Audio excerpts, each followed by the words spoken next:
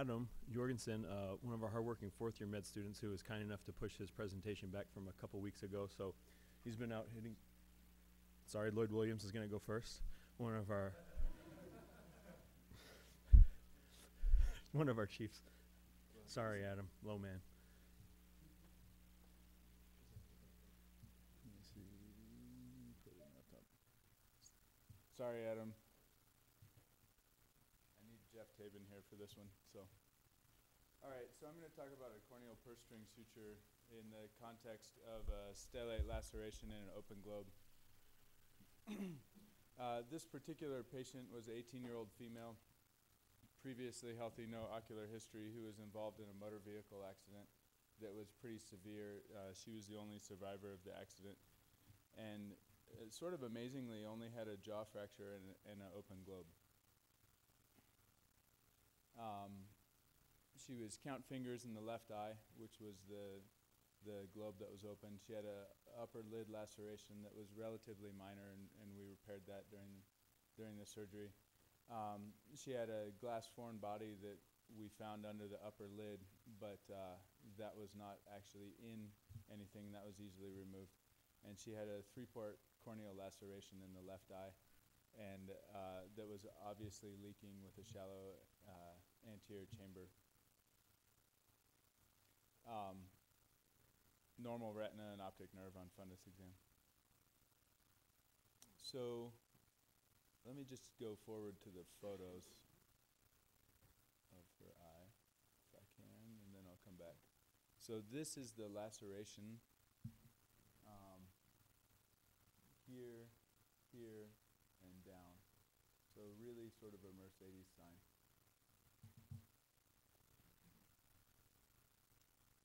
And the way we repaired it is originally we attempted we sutured the inferior wound, which was longer, and then attempted to close the central wound with sutures across the 2 top parts of the Y. But then the wound centrally gaped further, and so Gene Kim suggested using a purse string that he'd read about. And so we did that and managed, after tying it, to have the wound Seidel negative. So I'm going to talk a little bit about that purse string that we did. Or I'll show it to you again. Sorry, I'm going around a little bit. So the purse string suture is right here. And what we had originally done is tried to close here, here, here, and here, but it's still weak. So then when we tied this purse string, this area then stopped leaking. So when you're dealing with a corneal injury on call at night, you want to determine the extent of the injury, whether there's an intraocular foreign body, whether or not you need to have retina involved, whether the injury is through and through the globe, whether there is in fact an open globe, the orbital injuries, or other anterior posterior segment injuries. In terms of repairing corneal lacerations, you can sometimes seal them with a bandage contact lens or glue, but generally full thickness wounds are repaired with 10-0 nylon. Sometimes most of the time you would close the eye first and then worry about things like cataract and other injuries at a later date. And you need to remember systemic antibiotics and tetanus prophylaxis. When you're suturing, your goals are 90% depth, equal on each side, and equal length on each side. You do not want to do full thickness sutures if possible. And if possible, you would like to keep the visual axis free of suture, although that's not necessarily possible in all cases. And closing the eye is the primary goal. So here's some examples of a correct way of placing a suture. Too shallow, not symmetric, also not symmetric, so you have an edge, and too deep.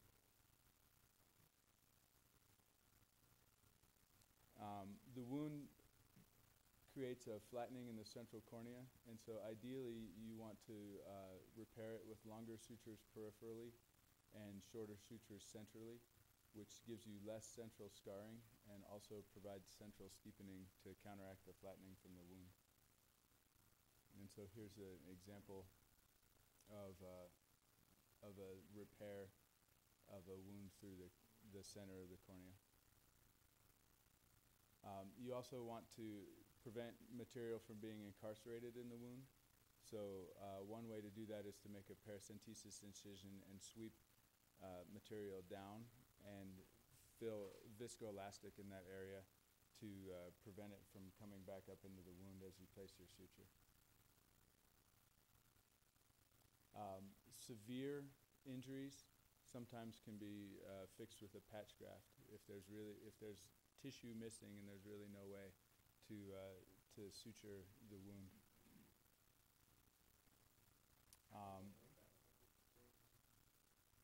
This here?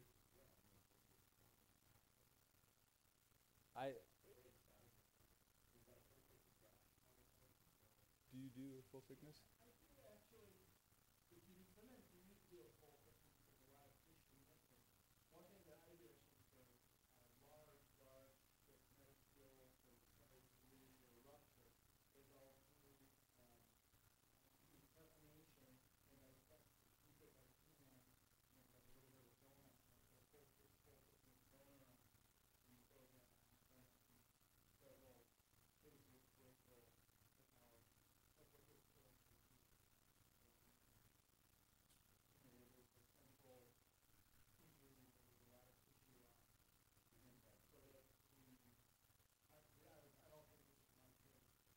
No, this picture came from the web.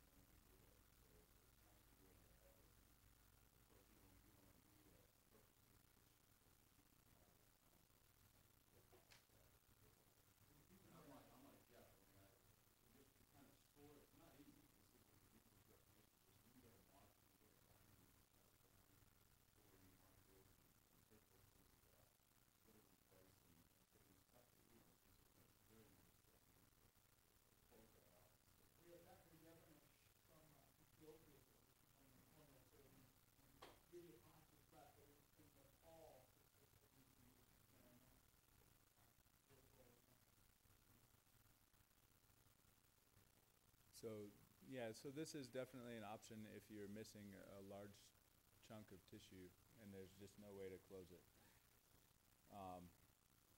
So there are various ways of closing stellate lacerations, and I've had 2 and Grant's had 1 so far this year, and I think he would agree that these have been the most difficult by far on-call cases that we've done. And so one way is with a bridging suture here, and here, and you'll see an example of that in Grant's case. One way is with glue at the center, and one way is with a purse string. Can I just give you one other Uh-huh. example here, another way to Sure. close these? And I'm actually... We have a lot of these inside here all the time. So the reason why these often close is you pull these on, these tend to kind of tuck back. And so if you take an apex and you put a suture from here across this one, so you pull that into place. And then you take a suture from this one, and you got a vectored across to do that, and you take this one across like this. That's another way that you can close those centers, so that then you put your other sutures in, and it won't have that tendency to cause it to open and gate. But you don't want to do that if it's in the center, because you got a lot of significant sutures right in the center, and that's where twisting becomes important. There is one other way to do that, but it's not shown. Almost like an X. Yeah, you pull each of those, you pull each of these little apex areas, because your vector forces with your sutures, what they do is when you pull together, they tend to open up that center. So if you start out by taking that that triangle, if you want to look at it this way, and tuck it down into this opposite side, and then you take this one across, and you need 3 different sutures to do it that way, and then when your other sutures go in place, you won't be able to pull that over. I'd like to reiterate what Dr. Olson said. These are, as Lloyd was saying, these are really tricky cases. I had the examiner doing ortho for a little while, and think about putting those bones back together, and also being a general surgeon a little bit kind of neuroplastic. If you didn't want to think before you start going, when you start your repair, rupture blood valve back down a level, first you want to think about where you have your anatomic landmark. You get things exactly right. You want to get the limbus exactly right. And so, what's known. A little trick, if you have iris coming into the room, it's often difficult to just squeeze it out of the room so it comes back. The iris is the medical student, smartest fish in the body. So just plugging in the hole any way it can. So one thing that I often will do when there's a lot of problems with iris is put in a superficial suture. And that will pull, if you close it superficially, lift it and squeeze the iris out, then put a deeper suture there, and maybe do a second or third suture when you do the definitive suture. It's often very helpful to do a more shallow suture to help you get the iris out of it. Then once you have things stable, you see, this is really a situation where you want to take a second to pick. You want to get it anatomically, because these will leak like crazy if you don't get the failure to intervene through the purpose. As long as there's no tissue loss, you should be able to get it so it becomes watertight. If you pull too hard with these stellate sutures or stellate affiliation, they'll create big ulcer. So I really like Dr. Olson said about big approach, and I try to figure out how to best close every portion. And sometimes you can say, well, I'll get this stellate area later, and you start elsewhere, and parts of sources sort of fill it in. We want to put that together just like this. You really have to kind of think how much of this stuff all go back together before you think. So this is the technique that Gene and I used in the case. It's called the Eisner method. And the reason we did this is at least in my experience and in my hands, it's actually pretty hard to do a purse string suture. And so this is one technique where you make step knife incisions in the flaps of the cornea, and then you pass the suture from incision to incision and come out on this end and tie it down. And then all of it is at a known depth. We chose 300 microns. And it's actually it's no more difficult to pass this suture from that step knife incision out this step knife incision than it is to make any other corneal suture. And then you get the knot buried. One possible disadvantage of this technique is you then really don't have any way of taking the suture out at any point in the future. So one variation on that, if you go back to that last slide, is that in order to do that, is that you actually leave that one on the surface of the eye. And make sure you put the One of these. suture right out now. So you don't, where you start your original cut, Mm-hmm. where you're going in, or on one of these others, you actually leave it coming out on the surface and go back in. And you can cut it and pull it out. But it's easiest if where you have your suture time. One of the things you do this is you tie these down. You got to make sure that you tuck all of those pieces down in as you tie it to make sure that they just kind of fillet up and they stick out. And it's still going to leak and leave your mess. So you got to be careful if you put it down and tucking those in for the compressor portion, holding all of those pieces in. I've seen some people do them and they come in and say, well, it didn't work. You got like a volcano. And just like Jeff said, you don't get an individually together. And that's the key thing is really getting that individual. You can actually do it by just going in and sort of putting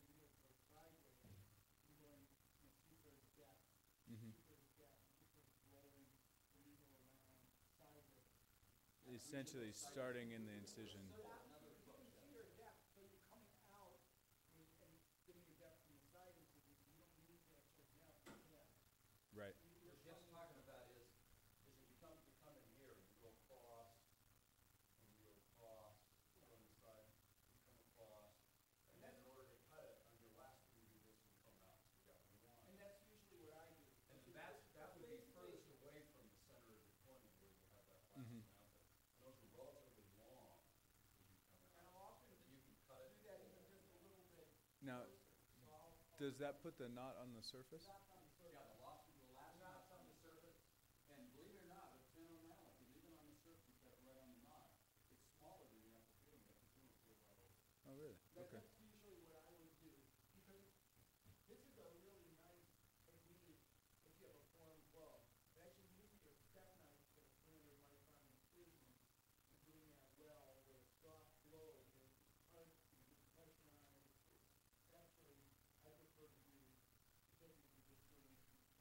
Yeah, it's not that easy to make these. What we did is we grabbed it with the Kohan essentially right about here so that we weren't macerating the tips of the tissue. Because if you grab it here, then you're mucking up this tissue and it's not going to come together well. So we sort of grabbed it back here. Because I found that using the step knife, it was really emasculating the tissue. And again, you want to be as gentle as possible. If you get it introduced to it exactly right, then it doesn't go. So you start on the top, I start come with out the surface, this, come out 2/3 depth. come out here, come out here, come out here, come out here, and end on the top again. Bring out what's in here, the one that's looking back to you, put something there. I've got a drawing of that, so I'll show that. So then this is the purse string that Gene and I did, and I think you can see it pretty well. One thing about it that sort of surprised me is how tight we had to make that in order to get this to seal. Like, I almost felt nervous to pull it as tight as I did until, or actually Gene pulled it tight, but until this actually sealed and stopped leaking. But it came together nicely. You can see the lines of tension here, how tight that actually was, and where the step incision was. In retrospect, we might have put the knot over here instead of in the center of the pupil. That would be a nice, you're giving me a great video visualization of how you do this. So this patient is currently 2100 uncorrected, 2050 corrected, plano +4. Yeah. The other thing with Bill Olson doing that, he did terrible, really central and very corneal laceration that he used the contact lens to see eventually across the surface. And then I noticed that how well they received the people between 2030, 2040 with the contact lens.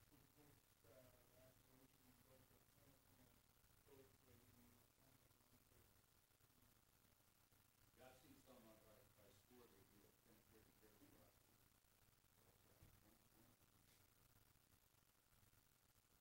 So those are, you can see some flattening there from the sutures, but that's post-op day 1. So post-op day 1, count fingers. Day 2, count fingers at 3 feet. By 10 days, she was 2200, and now she's 2100 uncorrected. So this is the second one that I did. I'll go to this picture. Maybe this shows the wound better. The wound essentially went this way around, curved up that way, and had this little tail sticking out there.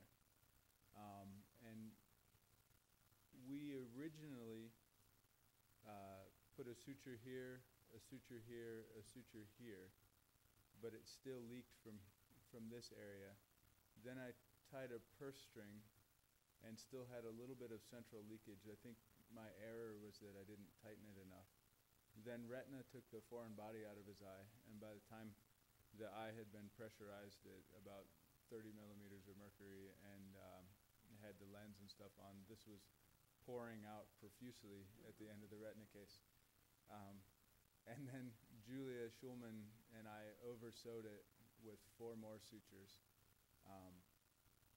At the end, I sort of felt like we had attempted to knit a scarf of 10-0 on his cornea, and he was, at this point, gently leaking, and we decided that discretion maybe was the better part and put a bandage contact lens. By the next morning, his anterior chamber was well formed, and he's been doing pretty well.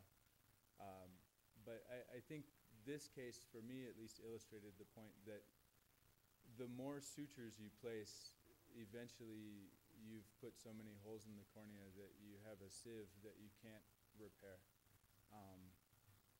And so, like Dr. Tabin was saying, developing a good plan and sort of sticking to it, I think is essential for closing these kinds of wounds, because you can't put 5 sutures in, take them out, put 5 more in, take them out, put 5 more in, and then take those out and have much left to work with. Lloyd, can I make just one more comment? Uh-huh. If you look at this wound, you have to remember these corneas are very edematous at the time of injury. So always make your suture longer than you need it, and also always make it tighter than you think it should be. Mm-hmm. It's not a cornea transplant. The transplant may be down. Sutures will, cheese files will shift a little. I think that's the most common mistake that I see in trainees and instructors, like make the suture longer and tighter. And usually you can see what this happens. And the first string is a great thing. The other thing is occasionally we see, knots not buried, and that's another kind of affiliation. So make sure you bury your knots. Yeah, we got all of them buried here, but I agree. I think the error I made here was on this purse string. This edge of the purse string is right at the edge of the little tag and doesn't quite go through it. And then I could have made it a little further out and tied it much tighter. And just one final point for those really, sometimes you get a much needle thigh, whether it's infected or just trauma, but getting out of anybody works too. There's a low valve of suction and that's the way you might have attached valve, or maybe the hose just a little bit too small for you to have to get at it. I agree with what Mark said. Stigmatism is not remedy at this point. Leaking globe and Dr. Mike, so, I mean, yeah,